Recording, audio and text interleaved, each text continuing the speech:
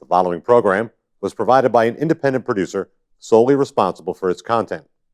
The opinions expressed do not necessarily represent the views of this station, its staff, board of directors, or underwriters. My name is Jasmine, and I am a recovering drug addict. My name is Richie Farrell, aka the Old White Junkie. And we are your hosts for Exit Team Nashua. Our mission is to bring recovery into the living room. Last year, over 72,000 Americans died of an accidental overdose. That's almost 200 Americans every single day. We will bring you guests with real-life experiences with addiction and recovery. Welcome to Exit Team Nashua. Welcome everyone to Exit Team Nashua. My name is Jessie and I will be your host this evening. Tonight in the studio, I have invited my friend Jarrad. Thank you for coming, Jarrad. Thank you for having me. Finally, it's been kind of like pulling teeth to get you here. Yeah. Yeah. I got kids, man. It's hard. Last month, I think we had we had one of the guests had a COVID exposure, so we had to cancel. Yeah. And the month before, Jarrad flaked out on me, you know. I wouldn't say flake. It's hard to get Prior here. You got a lot going on. Yeah. Yeah. You got kids, trying to figure out a wedding, trying to figure out a house. Oh yeah, so. Jarrad's newly engaged. Yeah. Congratulations. Thank you. Yeah. So Jarrad, why don't you tell the viewers a little bit about yourself? I invited you here. Obviously, we've known each other for a while, but I'm excited to hear more about your story and, kind of like what made you who you are today. So, I know that you are somebody that is in recovery, that works in recovery. Yep. I work in treatment. Yeah. I'm from Merrimack, New Hampshire. Merrimack? Right. My family was well-to-do. I was given every opportunity in this world to really succeed. I didn't have, a lot of people in recovery, I didn't have to scrape by. My parents, if there was a sport I wanted to play, I was able to play it. I always had clothes on my back, food on my plate, and things like that. But I don't know, don't know what it was. I just never felt, even though I'm pretty charismatic. I've always been kind of charismatic, even as a young kid. But I, for some reason, just didn't feel all right. Did you have brothers or sisters? Yeah, actually, I have 3 sisters and a brother. Okay. Yeah. Oh wow, that's a big family. Yeah. Where are you in the mix? You're in the middle somewhere. I'm the second oldest. Second oldest. Yeah. Okay. Yeah. Yeah, I definitely see the caretaker yeah. side of you. As it's funny because I don't think my younger sisters would say that. Yeah. I don't think my little brother either would say that. Yeah. Yeah, and they're actually my parents are divorced. My younger sisters are my half sisters, and my younger brother's my half brother. Okay. My brother is with my dad. So, how old were you when your parents divorced? I was 2. Okay, you were real young. Yeah, I don't actually have any memory of them together. So. Oh, okay. So were you going between 2 households? Yeah. Yeah. Okay. Yeah. Was it 50-50? What the courts consider 50-50. I was at my dad's on the weekends. Yeah. You were at your dad's on the weekends. So. Okay. It wasn't like a pure 50-50, 7 days here, 7 days there. Right. But they're pretty good about it. I would spend a lot of the summertime with my dad, and so I wasn't really held back close by? He lived in Manchester for a little bit, but then he lived in Ware, New Hampshire for 12 years. Okay. Throughout high school and middle school. Okay. Yeah. But you were going to Merrimack. But I went to Merrimack, yeah. Okay. My mom lives in Merrimack. Still lives in Merrimack. Okay. Yeah. So tell us about what it was like for you, maybe when you picked up, what were you feeling like around that time? So honestly, I used marijuana, alcohol, and cocaine at a pretty young age. I was only about 13 when I first tried those. Wow. You tried cocaine at 13? Yeah, so it was in this very experimental 13-year-old, I guess. I just tried it, and at first I honestly didn't even like it. Where did a 13-year-old get? So we went I tried alcohol, right? I loved it. I got sick. I tried pot, loved it, ate a lot.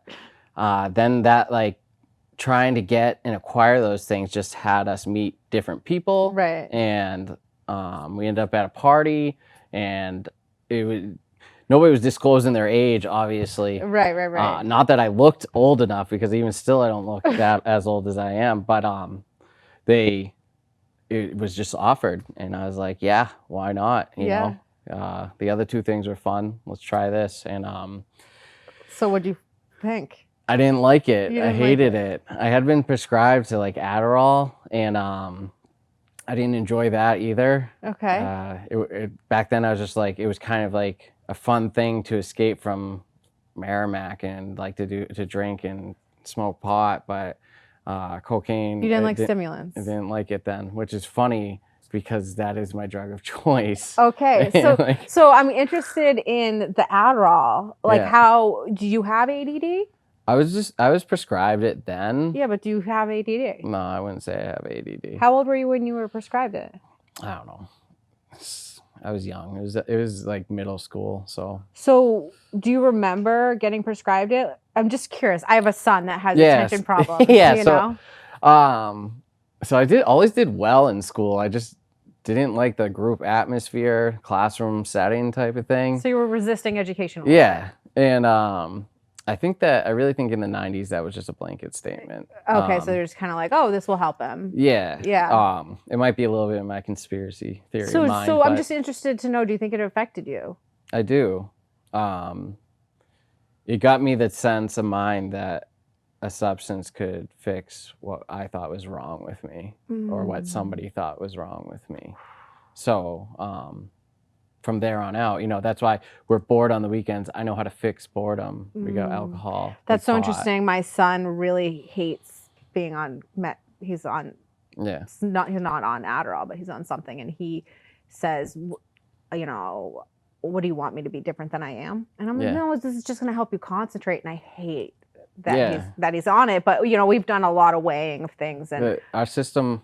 Not to get into like too much controversial conversation, but our system is built on a certain way, and if you don't meet that way, it's hard. Then all of a sudden diagnoses come out. So let's come up from the rabbit hole. So because I took us there, my bad.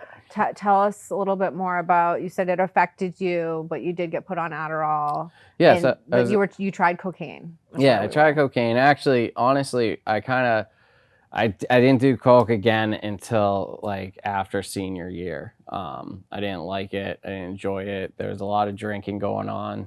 New Hampshire, that old nutshell. And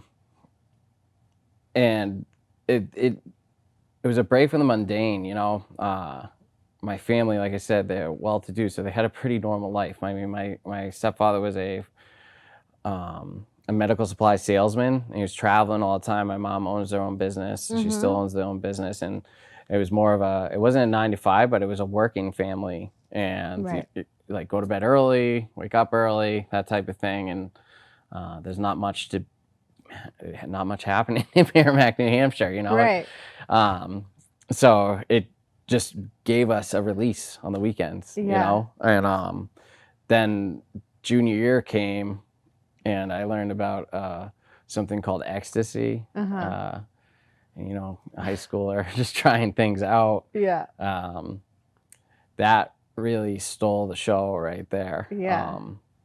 If I look back now, I can definitely say that I was a full-blown drug addict in junior high at junior year at that point.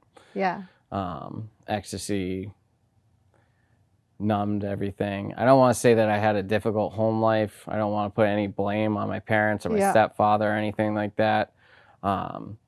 We had difficulties in our family, but I did what I did. They didn't bring this on me, My mom did not teach me how to pack a crack pipe, right? Well, in the middle of owning her own business at the same time. But I relate. When I was a senior, ecstasy, and it was like the first, and then I tried it I wanted to every day. Every day. And then all of a sudden you feel like horrible, and it was the worst. Like you're supposed to like feel good as a kid, like waking up and stuff, and I just was run down.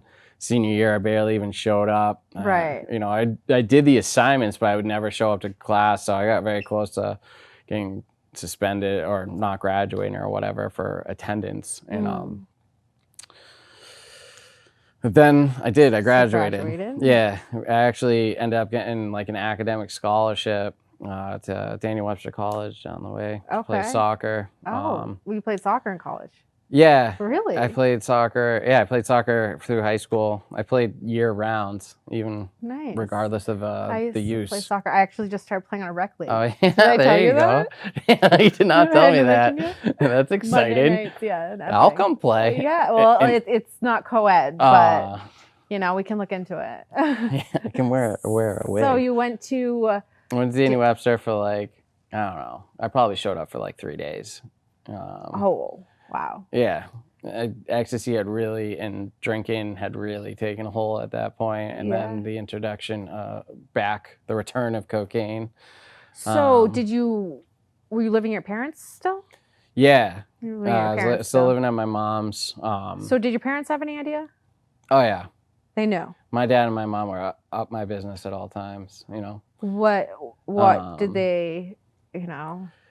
They just got to the point where they didn't feel they could stop whatever it was. And my dad has his experience in his relationship with substances, and he probably had the same route as I did early on in life. And so my mom was just kind of, she had my younger sisters and wanted to really protect them, and she did what she could, but she had to focus on the younger. I was already 18. She has a lot of kids, right? Exactly. The adult, so I kind of had to fend for myself at that point. It was my responsibility too. So you dropped out of college. Yeah.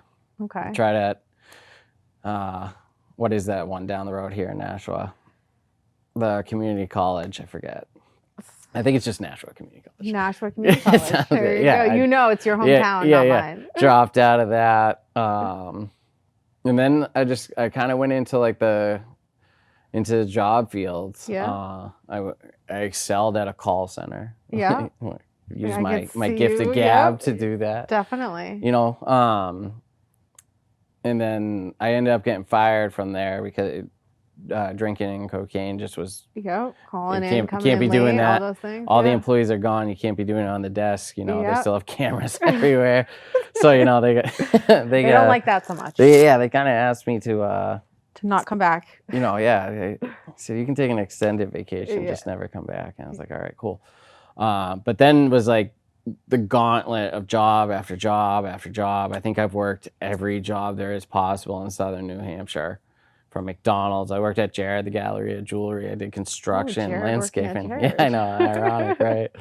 People would come in and be like, "Do you own this place?" Shut up. Like, yeah, my yacht is parked out back. They did all the time. I can't. What? I don't know how they didn't understand that I wasn't the owner. Wow. They all just thought they were being funny. I guess it wasn't very funny. Yeah. Yeah, tell us.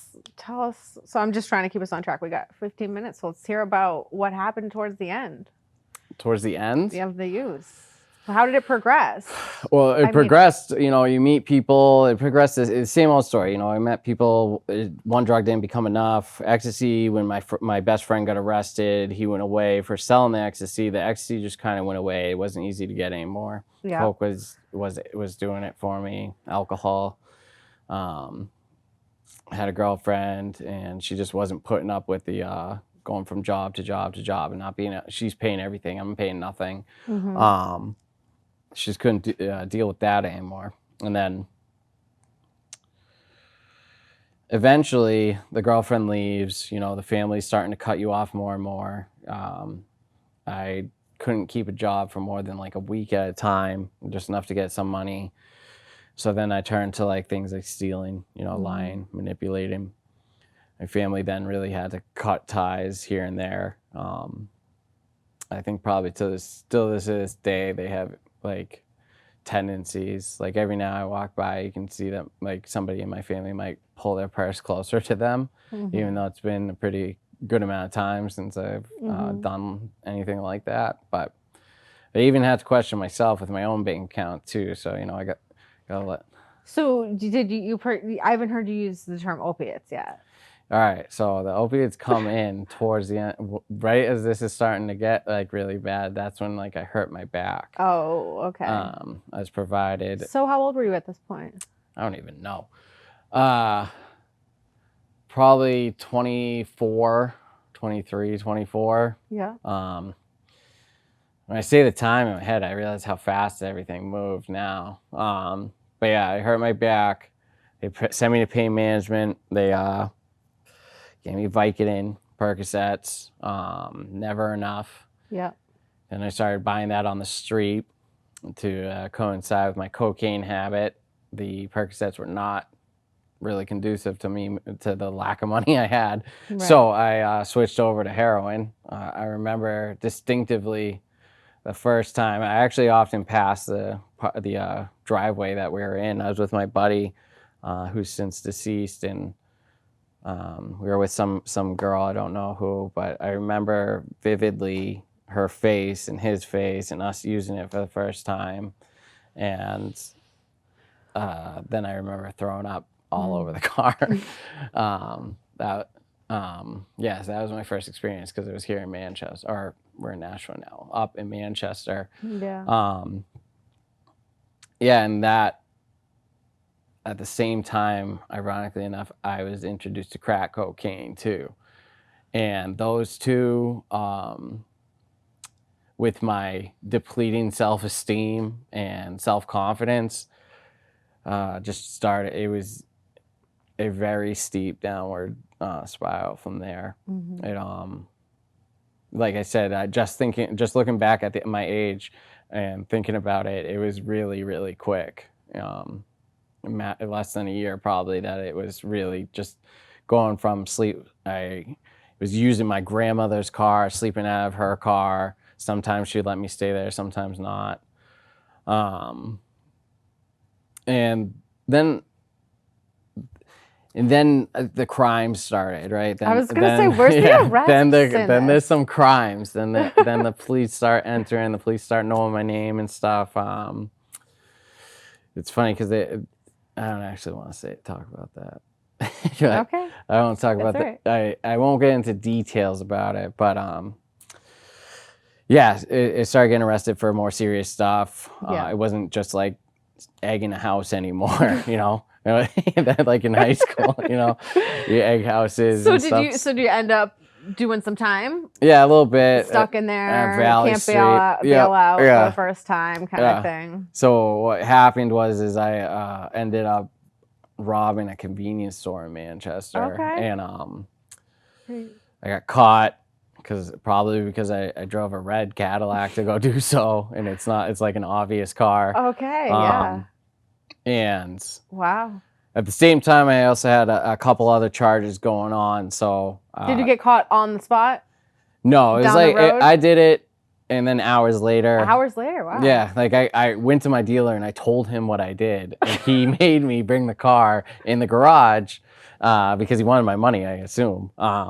And He wasn't like, get out of here, dude. no, he pulled me in the garage. I told you I'm kind of charismatic, so if people like, I don't know, felt comfortable with me doing that. So did he get busted too? No, so I left. Like, I don't know, it's a weird thing.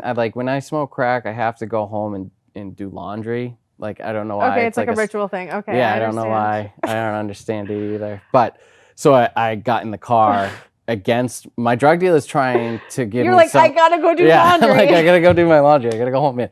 And my drug dealer is trying to be the voice of reason here. He's like, maybe you shouldn't leave.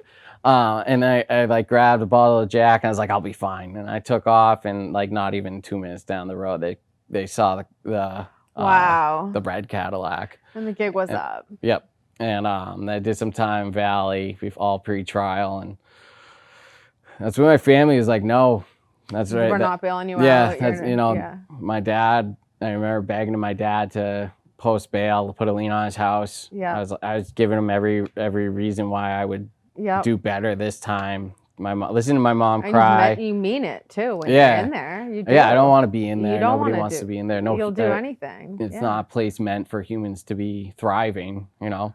It's not fun. No. And it's not where somebody that needs recovery needs to be at all. No. For sure. If they had outlets, I'd understand it being like a stopping point. Yeah. But it doesn't really have the outlets or the resources Right, that are exactly. necessary for mental health Right, or behavioral health. Right. But yeah, I mean. So was that the turning point? That was the catalyst. Yeah. The turning point was probably the moment when my oldest sister came in to visit me in jail, and she couldn't look at me. Yeah. She spent that whole like hour or whatever, how long it was. It felt like days because she wouldn't look at me. She came with Did she talk to you? Yeah, she talked a little bit, but she just like my mom was right here. Angry? No, she was crying. Yeah. So she was like looking at me, or my mom was looking at me, and she was looking away the whole time, and I couldn't. This your little sister? My older sister, who's like my best friend, you know. Yeah. And that was, I remember the pain almost as vividly as I remember taking heroin for the first time and crack for the first time. Are you and your sister close today? Oh yeah. Yeah. Yeah, we're still very close. Yeah. They're first of the kids to have our own kids, right? Yeah. So, yeah, we're very close.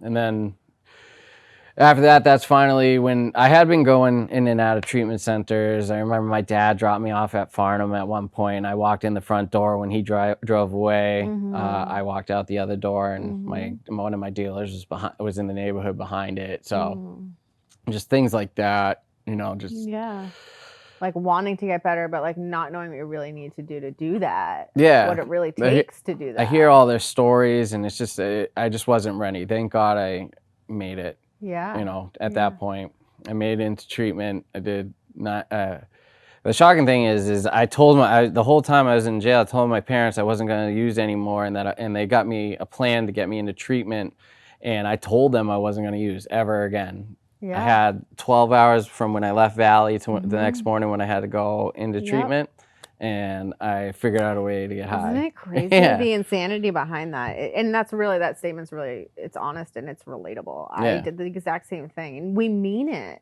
Yeah. And that's like the thing is like, I could like pass a lie detector test in that moment, and then 12 hours later. Yeah, I would have done anything. If he told me to go open up like a butcher shop, even though I had no idea what I was doing, I would have wanted to do that in that moment just to like not only not to be in jail, it's just not live this way anymore. Right. Because I have an answer to the problem. Yeah. To have a solution. Right. It was so agonizing and painful, and it just kept cycling around and around that. Like I was just so done. Can you like pinpoint what you know, like what changed? Can you, because I mean, it's really hard to articulate, right? Like what it's like in that moment. How do we get through to people if someone's watching this and they have a loved one? Like what changed? You said your sister. Yeah, I mean, that was a big a pain that for me it was accepting the pain. Like it was good. I remember my stepmom at one point, she was mad because I did something. I forget, I can't remember, but I remember her yelling at me and saying, "Jarrad, you are physically an adult, but you are not a man." And I remember that pain. And like, once I started accepting that pain and the pain I was causing others is really when I actually put in the effort to do some work on me and realizing that drugs and alcohol just wasn't a solution that I could accept anymore. Right. So pain was a driving force in my life. So we got like about 4 minutes, you know, and I know you work a strong program. I want to hear about, you know, what your life's like today and what you do today to live in the solution and not the problem. I mean, today I have a benefit that not a whole lot of people have, or people are trying to get back. Is I have little ones. Your kids. Yeah, I mean, I know I'm tired a lot, and they drive me. They're little terrorists. They drive me bonkers. But like, honestly, a good or bad interaction with them is as close to like whatever it is that's greater than me out there. Like, they bring me so much joy and gratitude. I can't like explain it, and it helps a lot. Plus, working with other people and being part of a community, I can reach out at any minute and connect with like 12 different guys, 5 different guys, whoever I need to talk to, and they'll talk to me, right? So when you back us up a little bit, when you like were seeking that solution, what are things that you did to create the life that you have today? So I started reaching out. I started using those tools that were already innately in me, along with what I learned in like treatment and stuff, to start branching out and building a community and a support group. Turns out I enjoy academics. I just don't enjoy the classroom setting. So AA, for instance, the Alcoholics Anonymous book, it was interesting to me. It was something I could relate with, but it was also something I could learn, you know, and we utilize it as a workbook. And there's not much for me that tops going through the big book with somebody else. You know, I really enjoy doing that. And that was something that I could give back to the community as well. And, you know, took a lot of prayer, meditation to step back. I have a tendency to get irritable at times. I'm sure you know because you worked with me in a minute. But no, not so bad. Let's drop this. It's okay. But yeah, so a lot of quick meditations, you know. Okay. Just like taking throughout the day. Turn around, going to the bathroom, taking a quick deep breath, realizing that I'm okay or I'm not okay, whatever that may be, just accepting that that is what it is, and just kind of figure that out from there. It's like gratitude for awareness, right? You know, like I just had to write an essay for a scholarship I'm applying for school, and you know, what's something that you're most grateful for in your recovery? And I said awareness. You know, I'm just grateful to be able to be aware of like my emotions, my feelings, the way that I impact others, you know what I mean? And to be present, right? Well, now that I work in treatment, like I realized how much pain and like how hard it was for me to go through that. But now I see how much harder it was for my family too. Yeah. Now that I have kids, and I imagine them going through and me not being able to do anything about it. Right. They're just watching this train wreck happen, and it's their son, right? So being able to work in treatment now has been able to really open my eyes to the other side. When you talk to a mother that's just doesn't know what to do, you know, it's tough. Yeah. So Jarrad, thank you so much for coming on and being so open and honest. Thank you for having me. Yeah, of course. Is there anything that you want to say to the audience, or any message you want to give out to anyone that might be struggling out there? Reach out for help. Yeah, definitely. Well, thank you again for coming on. And thank you everyone for watching. We will see you next time. Have a great evening.